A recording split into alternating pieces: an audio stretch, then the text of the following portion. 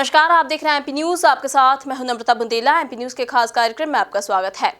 मध्य प्रदेश में अवैध उत्खनन की खबर आना कोई नई बात नहीं है। बार बार ऐसी खबरें लगातार सामने आती हैं, लेकिन इस बार मामला कुछ ज्यादा ही गर्मा गया है, क्योंकि अवैध उत्खनन का ये मामला अब सीधे सीधे जुड़ता नजर आ रहा है पूर्व मंत्री जीतू पटवारी के रिश्तेदारों से। जी हां, हमारे संवाददाता संदीप इस वक्त हमसे जुड़े हुए हैं। संदीप, मध्य प्रदेश में अवैध उत्खनन का मामला सामने आया है। इस मामले में एक अधिकारी का भी ट्रांसफर कर दिया गया है और अब भाजपा इस मामले को लेकर आक्रामक होती नजर आ रही है। तो क्या क्या बयान अब सामने आ रहे हैं? बिल्कुल, देखिए नम्रता की पूर्व मंत्री जीतू पटवारी का जो है जिस तरीके से नाम लिया जा रहा है, तो कहीं ना कहीं अगर बात करें तो जीतू पटवारी के जो रिश्तेदार है कुणाल पटवारी, वो अवैध खनन करते हुए पाए गए थे और उनकी द्वारा ही जो खनन विभाग की जो टीम है का जो खनन अधिकारी हैं उनके ऊपर पथराव किया गया। साफ तौर पर ये घटना कल की है नम्रता। और जब खनन विभाग के तमाम अधिकारियों को सूचना मिली कि बाईपास के स्थित एक टेकरी पर खनन किया जा रहा है और उस खबर के मुताबिक, उस शिकायत के मुताबिक जब टीम वहां पर पहुंचती है कार्रवाई करने के लिए और जिस तरीके से खनन माफिया को रोकने की कोशिश की जाती है, तो खनन माफियाओं द्वारा सबसे पहले जो है अधिकारियों के ऊपर डंपर चढ़ाने की कोशिश की जाती है और फिर टेकरी के ऊपर जो कुछ खनन माफिया खड़े रहते हैं, जो कुणाल पटवारी के जो साथी लोग हैं, वो पथराव कर देते हैं। और इस घटना के बाद वहां पर जो है भगदड़ का माहौल पैदा हो जाता है।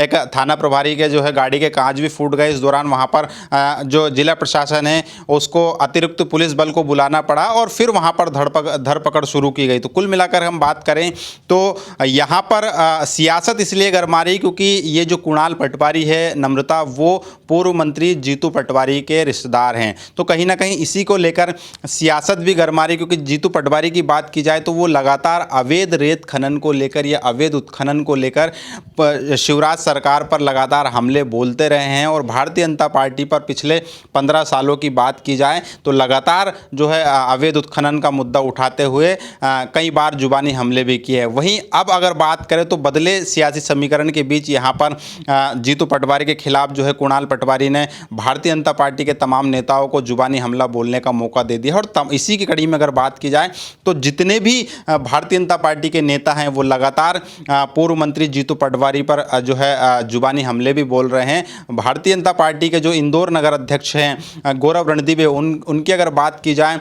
तो उन्होंने खुद कहा है कि इस पर जीतू पटवारी को सामने आना चाहिए। वो चुप क्यों हैं, आखिर क्यों चुप है, उन्हें इस पूरे मामले पर स्थिति को जो है स्पष्ट करना चाहिए। वहीं अगर दूसरी तरफ बात करें तो इंदौर के सांसद शंकर लालवानी ने भी इस पूरे घटना की जो है निंदा की है। साथ ही साथ उन्होंने कहा है कि जो जीतू पटवारी लगातार जो है दूसरों पर उंगलियां उठा रहे थे, वो अब उन पर ही खुद उंगलियां उठ रही है। तो कहीं ना कहीं उन्होंने कहा है कि एक तो चोरी और ऊपर से सीना चोरी। तो कुल मिलाकर हम कहें कि यहाँ पर ये जो पथराव हुआ है अधिकारियों के ऊपर, ये बहुत ही निंदनीय घटना है। दूसरी तरफ यहाँ पर अगर बात करें नम्रता कि कांग्रेस छोड़कर भारतीय जनता पार्टी में शामिल हुए मध्य प्रदेश के कैबिनेट मंत्री तुलसी सिलावट, जो कि ज्योतिरादित्य सिंधिया के सबसे करीबी माने जाते हैं। अगर बात करें तो कमलनाथ की सरकार में जीतू पटवारी और मंत्री तुलसी सिलावट एक साथ कदम ताल करते हुए नजर आते थे, लेकिन जिस तरीके से मध्य प्रदेश का सियासी मौसम बदला है और जिस तरीके से सियासी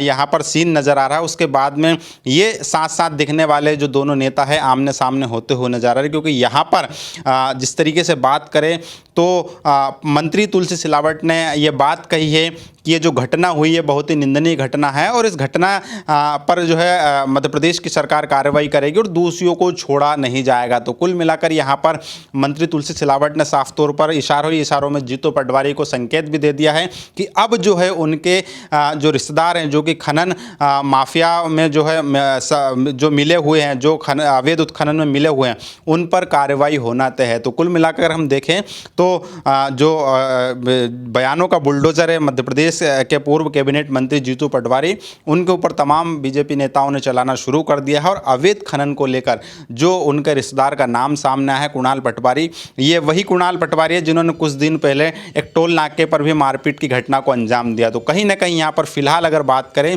तो जीतू पटवारी भारतीय जनता पार्टी के निशाने पर आ गए हैं, लेकिन फिलहाल अभी उनका कोई बयान नहीं आया है, वो फिलहाल चुप्पी साधे हुए हैं। जी बिल्कुल, तो बयानों का बुलडोजर चल पड़ा है मध्य प्रदेश की राजनीति में। जी हाँ, क्योंकि अब अवैध खनन का जब मामला सामने आया, पूर्व मंत्री जीतू पटवारी का रिश्तेदारों का भी नाम सामने आ रहा है इसमें, और अब भाजपा आक्रामक हो गई है। भाजपा की ओर से एक के बाद एक नया बयान अब सामने आ रहे हैं, और जैसा कि कहा जाता है कि राजनीति में कुछ भी हो सकता है, कुछ भी संभव हो सकता है। तो पूर्व मंत्री जीतू पटवारी और मंत्री तुलसी सिलावट जो लगातार एक साथ कदमताल करते नजर आ रहे थे, अब इस मामले को लेकर एक दूसरे के खिलाफ खड़े नजर आ रहे हैं। संदीप, इसके आगे एक सवाल और यहाँ पर सामने आता है कि आने वाले कुछ ही महीनों में अब मध्य प्रदेश में उपचुनाव भी होना है, और जैसा कि विधानसभा चुनाव में तो जीतू पटवारी की अहम जिम्मेदारी होती है, तो आने वाले उपचुनाव पर इनका इस मामले का क्या असर पड़ेगा? निश्चित तौर पर देखिए कि भारतीय जनता पार्टी की पूरी कोशिश है कि इस मामले को जो है उपचुनाव में भी पेश कराया जाए, क्योंकि लगातार अगर बात करें तो जीतू पटवारी मालवा निमाड़ के एक बड़े चेहरा भी हैं और किसानों के बीच में काफ़ी अच्छी पकड़ भी है। लेकिन यहाँ पर अगर देखें तो मालवा निमाड़ में सबसे चर्चित सीट जो है सावेर, और सावेर को लेकर जीतू पटवारी काफ़ी दमखम दिखा रहे हैं। और जिस तरीके से अब फिलहाल यहाँ पर अवैध खनन को लेकर कहीं ना कहीं अगर बात करें, जो उनके रिश्तेदार का नाम सामने आया, तो भारतीय जनता पार्टी भी इसमें कोई कसर नहीं छोड़ेगी कि उन्हें जो है इस पूरे मुद्दे को जो है उपचुनाव तक भुनाना है। कुल मिलाकर अगर हम कहें तो जीतू पटवारी कांग्रेस मीडिया विभाग के जो है काफ़ी बड़ी जिम्मेदारी उनके कंधों पर है। लगातार अपने बेबाक बयानों के लिए जाने जाते हैं, हमेशा जो है आक्रामक रवैये की वजह से भारतीय जनता पार्टी पर जो है जुबानी हमला बोलते भी आए। समय समय पर जो है अपनी सूझबूझ का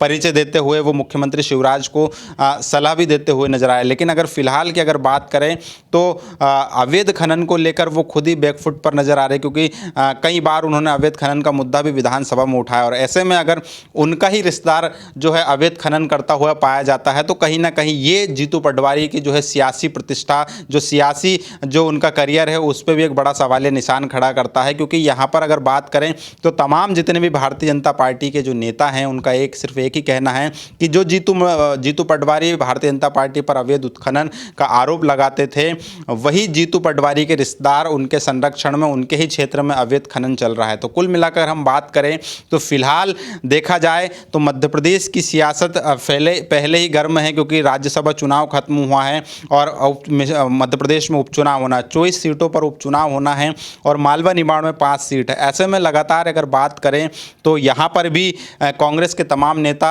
जिस तरीके से बात करें कि शिवराज सरकार चौथी बार वापस सत्ता पर बैठी है, फिर से मध्य प्रदेश में अवैध खनन शुरू हो गया है, तो कहीं ना कहीं अगर बात की जाए तो जीतू पटवारी तो कुल मिलाकर अवैध खनन को लेकर भारतीय जनता पार्टी के निशाने पर आ ही गए हैं। क्योंकि जब भी वो अब जो है अवैध खनन को लेकर शिवराज सरकार पर हमला बोलेंगे तो जाहिर सी दौर है कि सामने से काउंटर भारतीय जनता पार्टी का यही होगा कि आपके रिश्तेदार भी जो है अवैध खनन कर रहे हैं। तो कुल मिलाकर अगर बात की जाए तो फिलहाल उपचुनाव का जो मौसम गर्मा रहा है, कहीं ना कहीं इस पूरे मसले को लेकर भारतीय जनता पार्टी जो है आक्रामक मूड में नजर आ गई। और जाहिर तौर है कि जो एक अधिकारी का रातों रात ट्रांसफ़र किया गया है वो भी इसी वजह से किया गया है, क्योंकि अवैध उत्खनन को लेकर एक बड़ी लापरवाही सामने आई थी, अभी तक कार्रवाई नहीं की गई थी। यही वजह है कि जब ये पूरा मामला संज्ञान में आया और जब पथराव की घटना हुई तो मध्य प्रदेश सरकार एक्शन मोड में आ गई और रातों रात जो है खनन अधिकारी का जो है यहाँ से ट्रांसफ़र करके उसे श्योपुर शिफ्ट किया गया है। और अब ये तय माना जा रहा है कि जल्द ही जो जीतू पटवारी के जो रिश्तेदार है कुणाल पटवारी, उन पर भी बड़ी कार्रवाई हो सकती है और मध्य प्रदेश की सरकार और इंदौर जिला प्रशासन कोई बड़ा एक्शन ले सकता है। जी बिल्कुल, क्या एक्शन लिया जाता है इस मामले पर ये देखने वाली बात होगी। फिलहाल जब भी चुनाव नजदीक आते हैं तो पार्टियां एक दूसरे के खिलाफ कुछ ना कुछ मुद्दा ढूंढती ही रहती हैं, और फिर जब मध्य प्रदेश में कुछ ही दिनों में उपचुनाव होने वाले हैं तब जीतू पटवारी से जुड़ा एक मुद्दा खुद ही चलकर बीजेपी के सामने आया है। तो जाहिर सी बात है कि बीजेपी इस मुद्दे को भुनाने की पूरी कोशिश करेगी। अब देखने वाली बात होगी कि ये मामला किस तरह से ठंडा हो पाता है या नहीं। ताज़ा तरीन खबरों के लिए आप बने रहिए हमारे साथ, देखते रहिए एमपी न्यूज। नमस्कार। एमपी की नब्ज, एमपी का हाल, मध्य प्रदेश की हर खबर एमपी न्यूज टीवी के साथ। लगातार खबरों के लिए सब्सक्राइब करें हमारा YouTube channel MP news TV. Latest updates के लिए बेल आइकन दबाना जरा भी न भूलें।